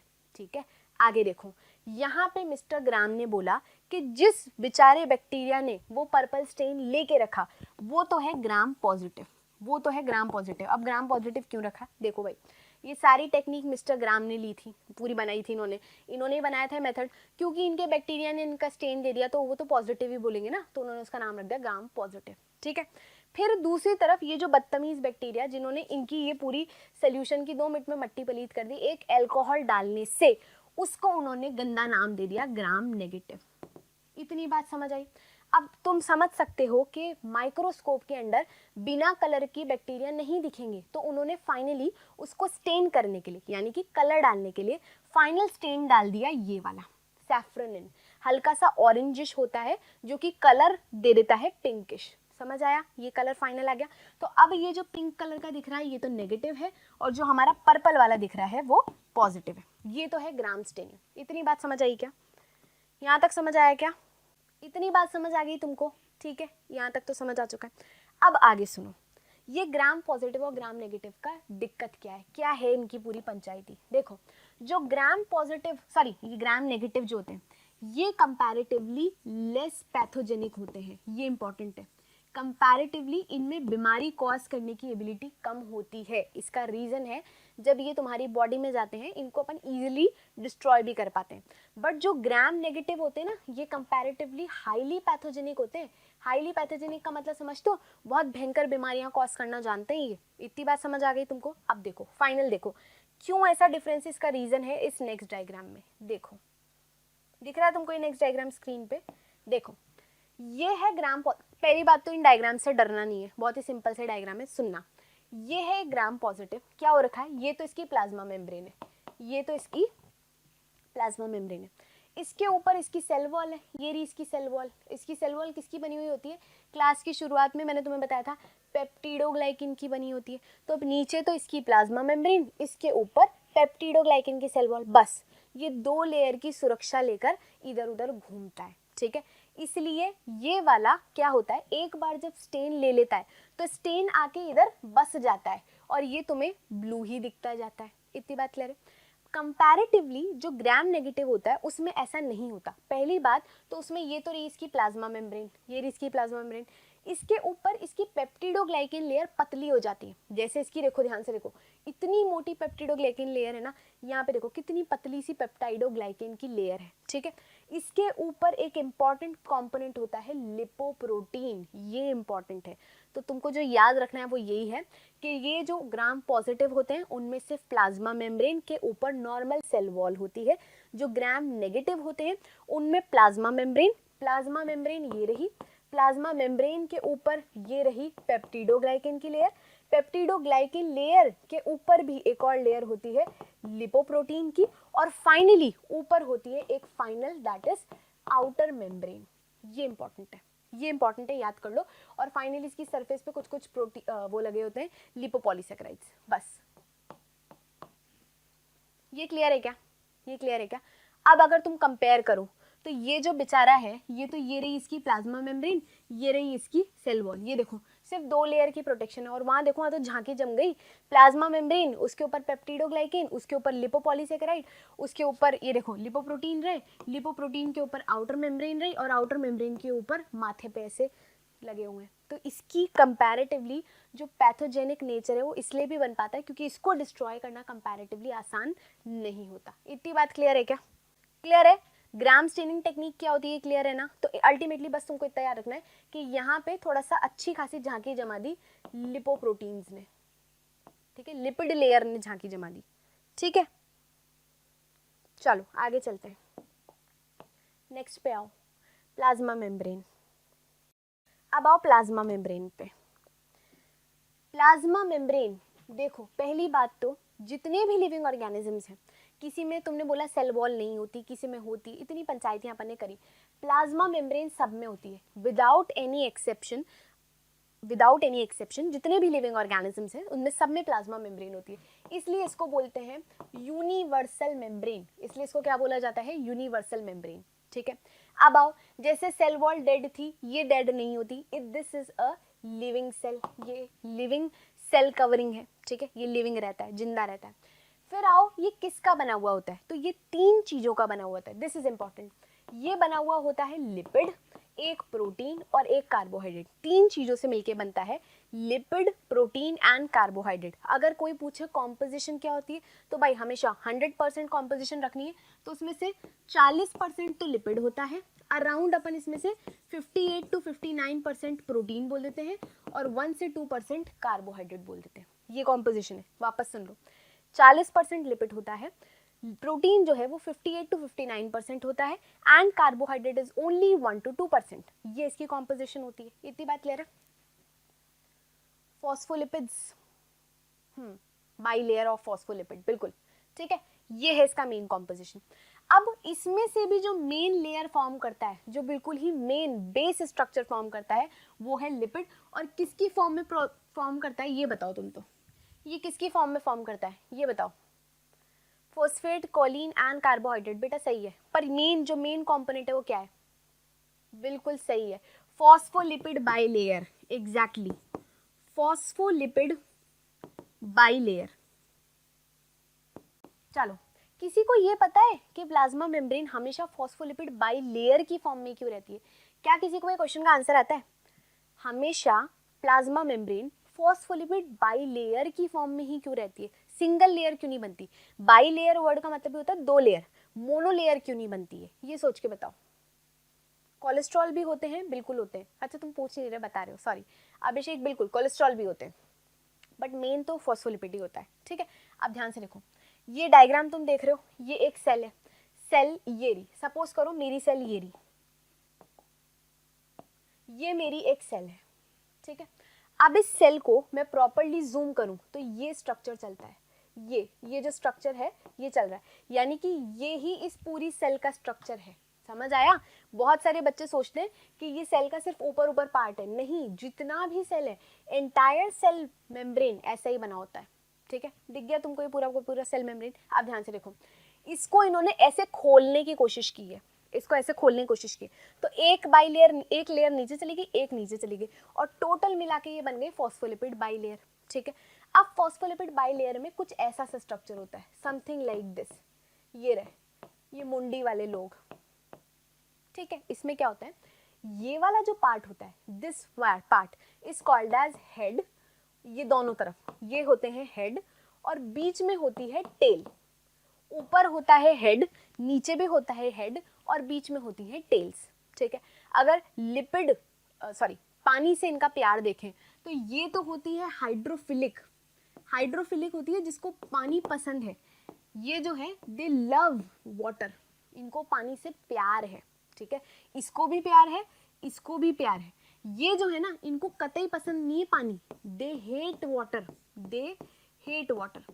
ठीक है, अब क्या हुआ देखो, तुम खुद सोचो, अगर मुझे पानी पसंद ही नहीं है तो मैं बीच में घुसना पसंद करूंगी, तो हमेशा जो टेल पोर्शन है वो बीच में रहता है। इसका रीजन है कि बाहर के जो हेड्स हैं दे आर हाइड्रोफिलिक, फिलिक का मतलब होता है दे आर वाटर लविंग, इनको पानी से प्यार है, इसलिए इनको बाहर की साइड रख दिया। क्यों? क्योंकि एक पोर्शन साइटोप्लाज्म को फेस करेगा, और तुम्हें पता है साइटोप्लाज्म में भी पानी होता है ना, और एक पोर्शन एक्स्ट्रा सेल्यूलर स्पेस को फेस करेगा, this will be the extra cellular space. यहाँ पे भी पानी होगा, पानी का मतलब है मिली हुई चीज़ों में पानी तो होगा ही सही, ब्लड घूम रहा होगा तो यहाँ पे भी पानी होगा। तो ये दोनों जगहों पे क्योंकि पानी होगा, इसलिए बाहर की साइड हेड होता है, और अंदर की साइड बीच में छुपे हुए बैठे रहते हैं टेल, ये रहे। ठीक है, इनको पानी से डर लग रहा है इसलिए बीच में बैठ गए, और ये बीच में पानी को फेस करना ही नहीं चाहते। क्लियर है? इतनी बात क्लियर है क्या? आगे आओ, ये वाला लेयर का फंडा तो तुम्हें समझ आ गया। अब देखो, ये जो प्लाज्मा मेम्ब्रेन होता है इसको हम हमेशा बोलते हैं ये फ्लूइडिटी मेंटेन करता है। फ्लूइडिटी का मतलब है ये जो तुमको रिजिड दिख रहे हैं ना, ये ऐसे नहीं होते, ये आराम से ना जैसे मूव करते हुए से रहते हैं, ऐसे आराम से, जैसे एक लड़की है उसके बाल निकले हो और आराम से मूव कर रहे हैं, ऐसे से दिखते हैं अपन को। ठीक है, इसलिए हम बोलते हैं प्लाज्मा मेम्ब्रेन फ्लूइडिटी शो करती है। फ्लूइडिटी शो करने का मतलब ही होता है कि कभी भी है ना, ये जो डायग्राम ऐसा बनता है, ये ऐसे रिजिड नहीं होते, यूं ऐसे करके नहीं खड़े होते भैया, मस्त आराम से यूं ऐसे यूं चल रहा होता है, ठीक है। सो ये फ्लूइडिटी इंपॉर्टेंट है, क्यों? क्योंकि इसी के कारण तुम्हारी सेल में चीज़ें आर पार होती हैं, कुछ चीज़ अंदर आती है, कुछ चीज़ बाहर जाती है। तो ये प्लाज्मा मेम्ब्रेन का स्पेशल फीचर है फ्लूइडिटी मेंटेन होना, ठीक है। और फ्लूइडिटी के बीच में भी कहीं इतना भी फ्लूइड ना हो जाए कि वो बह ही जाए, भाई मूव कर रहे हैं आराम से, इतने भी ना फ्लूइड हो जाए, इतने भी ना मस्त हो जाए कि नाचते नाचते कहीं इधर उधर ही हो जाए। तो स्ट्रक्चर मेंटेन करना भी जरूरी है, इसीलिए इनके बीच में कुछ स्पेशल स्ट्रक्चर्स होते हैं। देखो येलो येलो बन भी रहे हैं, इन्हें हम बोलते हैं cholesterol. These are called as cholesterol. और कोलेस्ट्रॉल क्या करते हैं? प्लाज्मा मेम्ब्रेन के बेस स्ट्रक्चर में स्टेबिलिटी प्रोवाइड करते हैं, ठीक है। अब बेचारा प्रोकैरियोट कहेगा यार मेरे को तो तुमने कोलेस्ट्रॉल दिया ही नहीं, तुम खाते हो कोलेस्ट्रॉल, तुम खाते रहते हो दिन भर पूड़ियाँ धाप धाप के, कौन सा बैक्टीरिया पूड़ियाँ खाता है, उसको कोलेस्ट्रॉल नहीं मिल रहा। सो कोलेस्ट्रॉल की जगह उनके पास होता है होपेनॉइड्स। उनके पास क्या होते हैं? होपेनॉइड्स। कोई बच्चा अगर ये सोच रहा हो कि मैम इतना डिटेल में क्यों पढ़ा रही है, तो बेटा कोई पता नहीं, क्या पता कुछ क्वेश्चन डिटेल में आ जाए, तो हमें पता होना चाहिए डिटेल में, ओके। सो यहाँ पे आप याद रखेंगे कि जितने भी यूकैरियोटिक सेल्स हैं उनकी प्लाज्मा मेम्ब्रेन में कोलेस्ट्रॉल होगा, जितने भी प्रोकैरियोटिक सेल्स हैं उनमें होपेनॉइड्स होगा। क्यों ऐसा याद रखना है? क्योंकि वो पूड़ी नहीं खा पाते। पूड़ी क्या है? बेसिकली फैट से बन रही है, फैट में ही कोलेस्ट्रॉल होता है, ठीक है। तो कोलेस्ट्रॉल इंपॉर्टेंट भी है, कोलेस्ट्रॉल इंपॉर्टेंट भी है बॉडी के लिए, बस अंतर इतना है कि अपन ज़्यादा ही खा जाते हैं कुछ, ठीक है। इतनी बात समझ आ गई। अब अपन आते हैं नेक्स्ट कंपोनेंट प्रोटीन पे। नेक्स्ट कंपोनेंट प्रोटीन पे आते हैं। प्रोटीन पे आओ। प्रोटीन दो तरीके के होते हैं, वन इज एक्सट्रिंसिक प्रोटीन और दूसरा होता है इंट्रिंसिक प्रोटीन। नाम से पता चल रहा है, याद करने की जरूरत ही नहीं है, नाम से पता चल रहा है। एक्सट्रिंसिक एग्जिट, इंट्रिंसिक इन, ठीक है। जो बाहर की तरफ हो वो एक्सट्रिंसिक, जो अंदर हो वो इंट्रिंसिक। इन शॉर्ट बाहर अंदर का मतलब है जो इस मेम्ब्रेन ओवरऑल बाइलिपिड लेयर में ही अंदर कहीं हो वो इंट्रिंसिक होगा, जो इस लेयर के बाहर की रेंज में जा रहे हो वो एक्सट्रिंसिक प्रोटीन्स हो जाएंगे। तो जितने भी एक्सट्रिंसिक प्रोटीन होते हैं वो लेयर से हमेशा बाहर होते हैं। अब या तो वो इधर की साइड बाहर होंगे या वो इधर की साइड बाहर होंगे। इंट्रिंसिक में वैरायटी आ जाती है। इंट्रिंसिक का मतलब ऐसा हो गया, जैसे मैं इंट्रिंसिक हूँ, मैं पूरी अंदर की साइड घुसी हुई हूँ इस मेम्ब्रेन में, पूरी की पूरी अंदर दब के बैठी हुई हूँ, या थोड़ा थोड़ा ऊपर उठी हुई हूँ। दो बेसिस होते हैं। एक तो क्या हो जाता है, एक कंप्लीटली इम्बेडेड होता है, one is completely embedded. Completely embedded का मतलब है जैसे ये लेयर है, ये लेयर है, इसमें पूरा घुस गया आके, ये लो पूरा घुस गया, दिस इज कंप्लीटली इम्बेडेड। और थोड़ा सा पार्शली निकला हुआ है, देखो ये अलग से निकला हुआ दिख रहा है तुम्हें, ठीक है। सो पार्शली जो निकला हुआ रहता है वो ऐसे आपको ऊपर की तरफ दिख जाएगा, और जो कंप्लीटली इम्बेडेड है वो अंदर एकदम प्रॉपरली अंदर घुसा हुआ होगा। समझ गए? तो एक्सट्रिंसिक की कोई वैरायटी नहीं है, बट इंट्रिंसिक की वैरायटी है। क्लियर है? स्ट्रक्चर समझ आ गया, बेसिक स्ट्रक्चर समझ आ गया तुमको, ठीक है। अब आखिरी कार्बोहाइड्रेट को देख लो, बस कार्बोहाइड्रेट के बाद इसके स्ट्रक्चर की रामायण खत्म हो जाएगी। देखो कार्बोहाइड्रेट ऐसे ना यूं सिर पे ये देखो लगे हुए हैं। प्रोटीन में अभी तुम्हें एक चीज और बतानी है, मैं अभी बता रही हूँ, रुक जाओ। ऐसे कार्बोहाइड्रेट ना सिर पे लगे हुए होते हैं, ऐसे सिर पे, समथिंग लाइक दिस, जिन्हें हम बोलते हैं ग्लाइकोप्रोटीन्स। कुछ होते हैं ग्लाइकोप्रोटीन्स और कुछ होते हैं ग्लाइकोलिपिड्स, ठीक है। ये क्या करते हैं, ये रिकॉग्नाइज करने के लिए हेल्प करते हैं। तुम में से जितने भी बच्चों ने मेरा ट्रांसपोर्टेशन वाला लेक्चर लगाया था, तो मैंने बताया था जो भी ब्लड सेल्स हैं, जैसे ब्लड नहीं, मैंने तुम्हें बताया था कि मेरा ए ब्लड है तो मैं ए वाले से ले सकती हूँ, मैं ओ वाले से ले सकती हूँ, मैंने बताया था तुमको। जिसका बी है वो या तो बी से ले पाता है या ओ से ले पाता है, पर वो ए से नहीं ले पाता या ए बी से नहीं ले पाता। ये कॉन्सेप्ट याद आ रहा है? मैंने तुम्हें बताया था, पढ़ा था तुमने, याद है? आप ध्यान से सुनो। मैं हूँ, जैसे मेरा ब्लड, तुम मानो कुछ भी मान लो, अरे नहीं कुछ भी क्यों मानो, अरे सुपर एक्साइटमेंट में पेन ही गिर रहे हैं, जस्ट सेकंड, रुको रुको रुको। ये मैं हूँ, मतलब मैं नहीं हूँ, सॉरी, मेरी सेल का प्लाज्मा मेम्ब्रेन है, इसके बाहर ये लग रहा मेरा ब्लड ग्रुप है, जैसे सपोज करो जैसे ये आरबीसी है, तुमको पता है ना आरबीसी भी एक सेल है। सेल है तो भाई उसमें भी प्लाज्मा मेम्ब्रेन होगा, और प्लाज्मा मेम्ब्रेन होगा तो उसके सिर पे भी ऐसे ही नेम टैग लगे हुए होंगे। मैंने ऐसे ही बताया था ना, नेम टैग्स लगे होते हैं। तो वो नेम टैग्स कुछ नहीं, बेसिकली कार्बोहाइड्रेट ही है। तो अगर नहीं, हाँ मेरा ब्लड ग्रुप बी ही है, सो मेरे पास बी का एंटीजन होगा, I have antigen of B. तो बी वाला बी को ही रिकॉग्नाइज करेगा, ए वाले को मुक्का मार के भगा देगा, या ए बी वाले में से बी को तो समझ जाएगा पर ए वाले को फिर मुक्का मार देगा।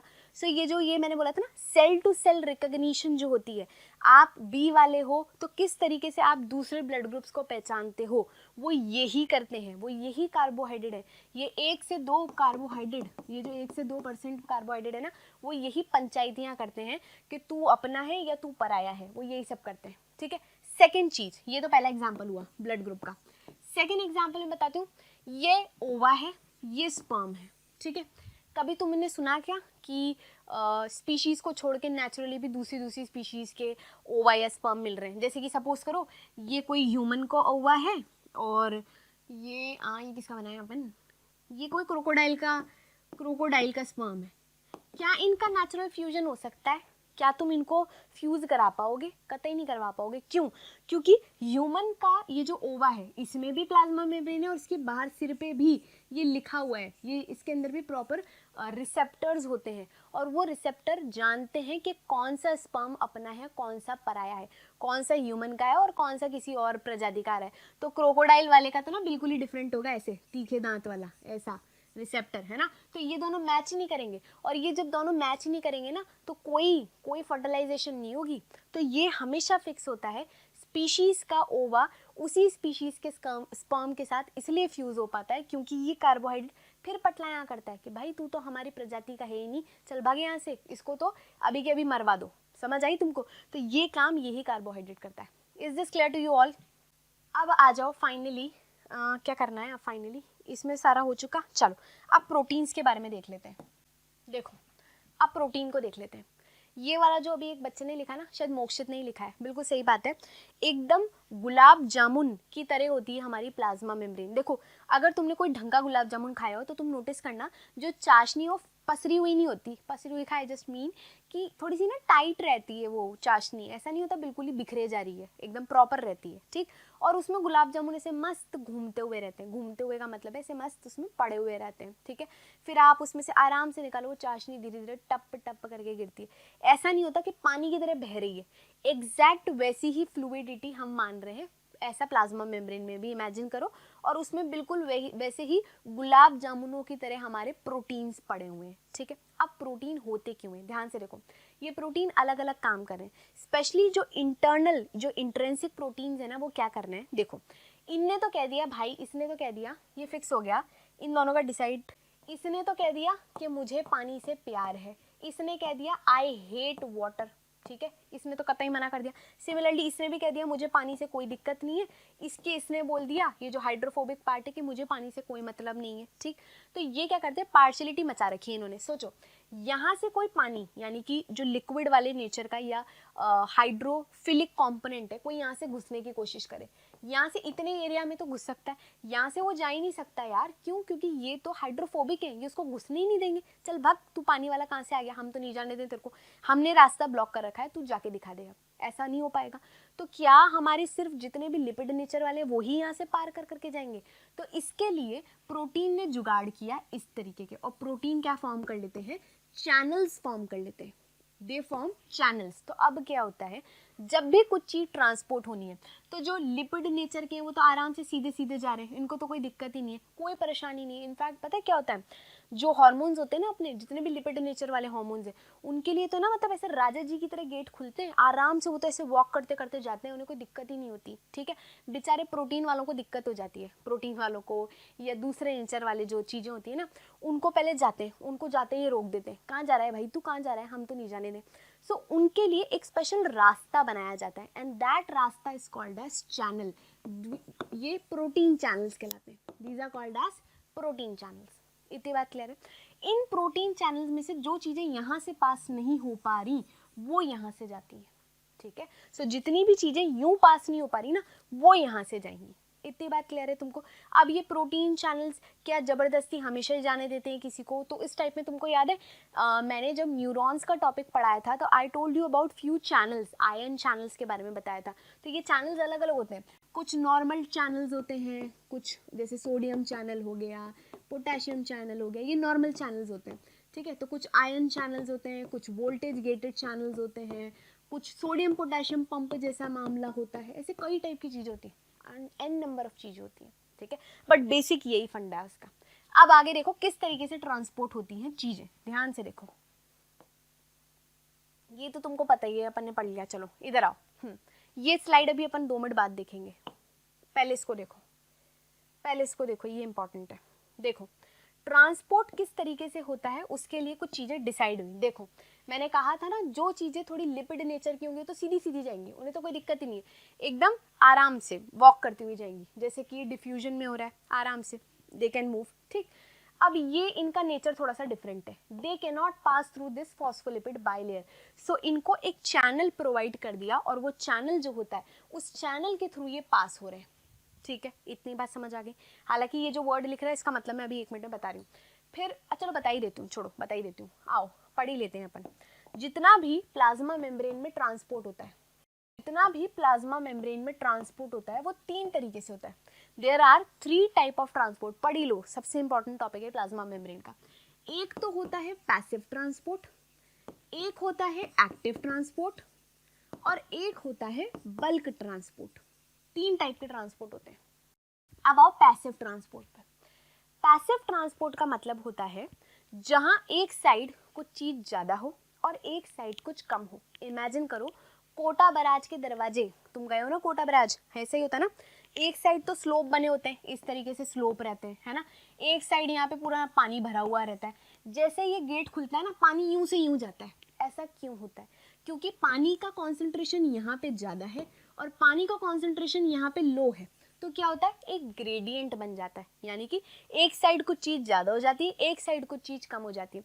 ऐसा जब भी होता है उसे हम बोल देते हैं concentration gradient. This funda is called as concentration gradient, और इसमें यही होता है, चीज हाई कॉन्सेंट्रेशन से लो कॉन्सेंट्रेशन जाती है। तो क्योंकि यहाँ पे चवन्नी भी खर्च नहीं हो रही, देखो भाई हमारी बॉडी के लिए चवन्नी है एटीपी, हमारे लिए पैसा है एटीपी। अगर तुम इस एटीपी को खर्च कर रहे हो तो तुम्हें सोच समझ करके खर्च करना होता है। तो जहाँ पे सीधा मूवमेंट हो रहा है यहाँ पे तुम्हें कोई एटीपी खर्च ही नहीं करनी। सो यहाँ पे क्या होता है, हमेशा अक्रॉस ग्रेडियंट चीज पार होती है। अक्रॉस ग्रेडियंट का मतलब है हाई टू लो। यहाँ पे आपको कोई चवन्नी खर्च नहीं करनी, so no ATP is required. क्या तुम इसमें से कोई धक्का लगा लगा के पानी भेजते हो क्या? ऐसा तो नहीं होता ना, गेट खोल दे और पानी अपनी इच्छा से जाता है क्या? ऐसा होता है क्या? पानी को धक्के मारने पड़ते हैं, जाओ भाई जाओ, ऐसा भी नहीं होता। सो एनर्जी नहीं लगानी पड़ रही, प्लस इसको कोई पकड़ के ले जाने वाला भी नहीं चाहिए। ऐसा तो नहीं होगा कि आपको कुछ चीज पकड़ के ले जाने के लिए चाहिए पड़ेगी, नो, नॉट रिक्वायर्ड। तो यहाँ पे हमें कोई कैरियर प्रोटीन नहीं चाहिए। ये बात समझ आ गई तुमको? जितना भी पैसिव ट्रांसपोर्ट होता है उसमें हमेशा चीज हाई टू लो जाती है, पहली बात। इसमें कोई पैसा खर्च नहीं करना पड़ता, यानी कि एटीपी नहीं चाहिए, और ना कोई धक्के ले जाके उसको मूव कराता, तो कैरियर प्रोटीन भी नहीं चाहिए। इतनी बात क्लियर है तुमको? अब आओ नेक्स्ट पे। एक्टिव वाले का मामला थोड़ा डिफरेंट है। देखो एक्टिव का कतई मतलब ये नहीं बहुत एनर्जेटिक है बेटा, एक्टिव का मतलब है यहाँ पे तुम्हारा पैसा खर्च होने वाला है, यानी कि एटीपी खर्च होने वाली है, इसलिए ये प्रोसेस का नाम तो एक्टिव दिया है, बट ये कतई एक्टिव प्रोसेस नहीं है, फालतू प्रोसेस है 1 नंबर का, ठीक है। ये तो अरे यार मैंने पूरा ही मिटा दिया, रुको। पहला तो पैसिव था, दूसरा एक्टिव था। एक्टिव में क्या होता है, अब हम उल्टा करना चाह रहे हैं, जहां पे चीज लो है हम उसको लो से हाई पहुंचाना चाह रहे हैं, हम उल्टे ही हो रहे। हम चाह रहे हैं कि जहां पे चीज कम है, ऑलरेडी कम है, हम धक्का मार के उसको हाई की साइड पहुंचाना चाह रहे हैं। तो अगर ऐसा करना चाहोगे ना बेटा, तो तुमको धक्के लगाने पड़ेंगे, तुमको एनर्जी स्पेंड करनी पड़ेगी। सो हेयर आप हमेशा लो से हाई चीज को भेजते हो, पहली चीज। सेकेंड चीज, यहाँ पे आप एटीपी स्पेंड करते हो, और क्योंकि यहाँ पे रास्तों की जरूरत भी पड़ जाती है भाई, कैरियर प्रोटीन पकड़ पकड़ के ले जाने वाले लोग भी चाहिए पड़ते हैं। अरे यार कुछ तुम सोचो, मोटे से आदमी को तुम खिसकाने की सोचोगे तो तुम्हें 4-5 लोगों को धक्के लगाने पड़ेंगे ना, तो धक्के लगाने के लिए कैरियर प्रोटीन्स की यहाँ पे रिक्वायर्ड होती है। Here carrier proteins are required, ठीक है, इतनी बात समझ आ गई।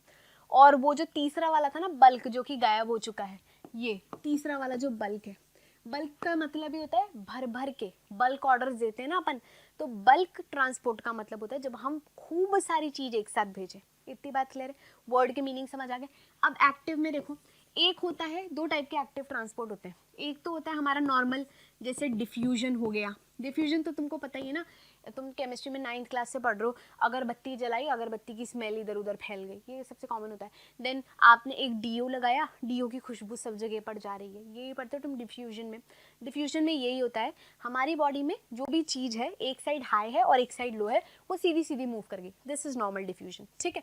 फिर एक आता है ऑस्मोसिस। किसी को ऑस्मोसिस में कोई दिक्कत तो नहीं होगी वैसे, मुझे पता है।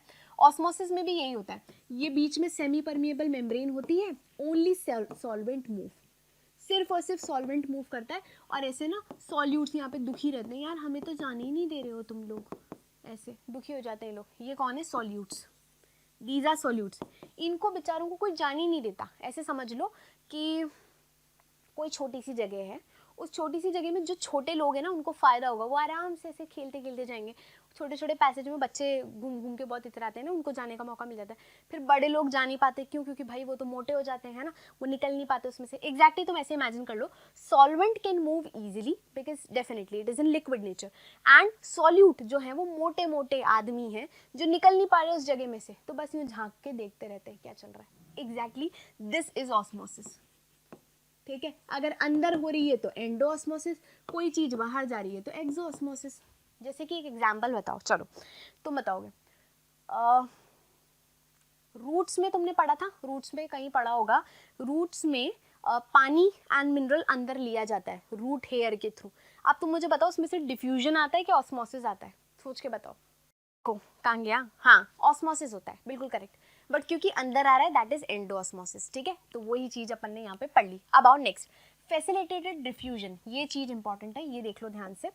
फैसिलिटेटेड डिफ्यूजन क्या होता है? बेसिकली कुछ भी नहीं है, आप एक फैसिलिटी प्रोवाइड कर रहे हो। फैसिलिटी क्या प्रोवाइड कर रहे हो? आप एक गेट प्रोवाइड कर रहे हो। जो चीजें नॉर्मली डिफ्यूजन या ऑस्मोसिस के थ्रू नहीं जा पा रही, उनको आप एक फैसिलिटी प्रोवाइड कर रहे हो कि आपने एक प्रोटीन प्रोवाइड कर दिया, उनको एक रास्ता प्रोवाइड कर दिया। ये जनरली कैरियर प्रोटीन ही होते हैं, और इन रास्ते के थ्रू वो अपने नॉर्मल ग्रेडियंट के थ्रू ही मूव कर जाते हैं। यानी कि नॉर्मली यहाँ पे हाई था और यहाँ पे लो था, बस दिक्कत ये थी कि ये ऐसे नेचर के थे जो इस लिपिड की लेयर में से पास नहीं कर पा रहे थे, तो बस आपने गेट लगा दिया और वो अपनी नॉर्मल ग्रेडियंट के थ्रू पास हो गए। तो क्या यहाँ पे तुमको एटीपी खर्च करनी पड़ी? नहीं, यहाँ पे आपको एटीपी खर्च नहीं करनी पड़ी। यहाँ पे भी चीज नॉर्मली हाई से लो ही मूव करी, बट द ओनली दिक्कत वॉज कि आपको यहाँ पे कैरियर प्रोटीन की जरूरत पड़ी। समझ आ गई बात? इसे कहते हैं फैसिलिटेटेड डिफ्यूजन, और कुछ भी नहीं होता, कतई डरने की बात नहीं। So this is also a type of passive transport. Clear है? चलो आगे आओ नेक्स्ट। अब आ जाओ लास्ट, एक्टिव ट्रांसपोर्ट। तुम में से जितने भी लोगों ने मेरे साथ न्यूरॉन्स का जो पूरा था डिस्क्रिप्शन पढ़ा था, उसमें एक स्पेशल पंप मैंने बताया था, सोडियम पोटेशियम पंप। याद है क्या किसी को? सोडियम पोटेशियम पंप याद है न्यूरॉन्स में? देखो ये एग्जाम्पल है डिफ्यूजन का। देखो ये रही सेमी परमिएबल मेम्ब्रेन, चीजें मूव कर रही हैं, ये तो ऑस्मोसिस हो गया, ये देख लिया तुमने, समझ आ गया। नेक्स्ट आओ, ये ऑस्मोसिस का डायग्राम है, ध्यान से देखो। चीजें यहाँ से यहाँ मूव कर रही हैं, और देखो सॉल्वेंट मूव कर रहा है, दिख रहा है तुमको? और ये देखो सॉल्यूट मोटे मोटे लोग घूम रहे हैं, दिख रहे हैं तुमको? ये सॉल्यूट मोटे मोटे ब्लू ब्लू, और ये छोटे छोटे से चैनल्स से पास होते जा रहे हैं आराम से। दिख गया तुम्हें ऑस्मोसिस? चलो नेक्स्ट पे आओ। ये रहा सोडियम पोटेशियम पंप। अब देखना, दिस इज एक्टिव ट्रांसपोर्ट। इसको ध्यान से देखना क्या हो रहा है। वापस सुन दो इसको। ये देखो यहाँ पे पहले एटीपी टूटा, फॉस्फेट लगा, और ये चीज पार गई। समझ गए?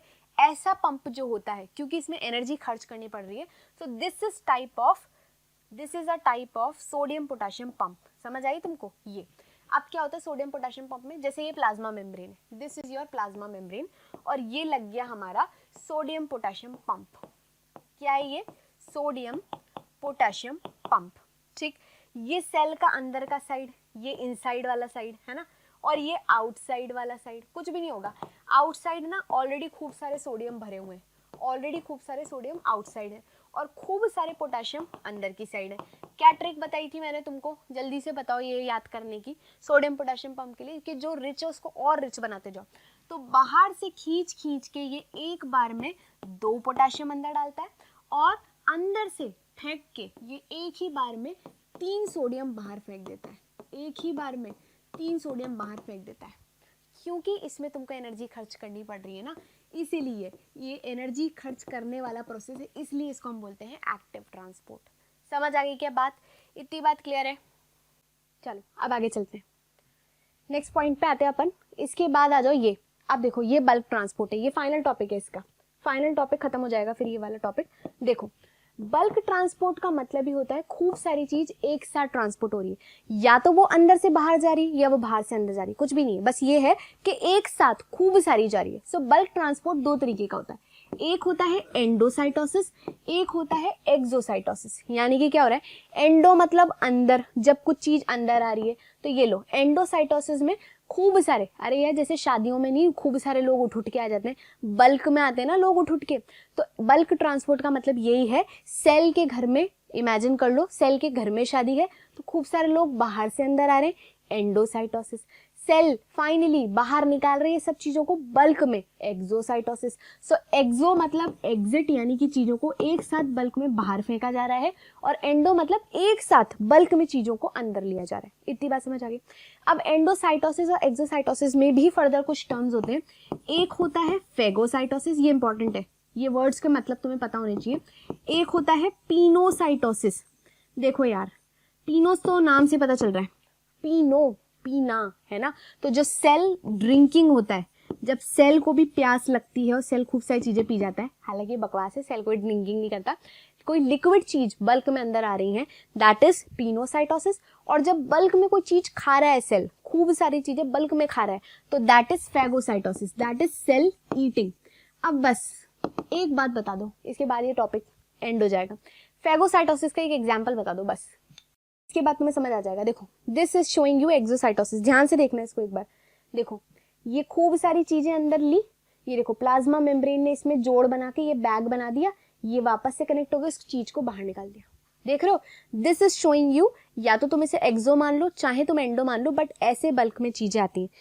मैक्रोफेजेस एक एग्जाम्पल है, और कोई एग्जाम्पल आ रहा है क्या किसी को? तुम याद करो, तुम्हारी जिंदगी निकल गई अमीबा को पढ़ते हुए।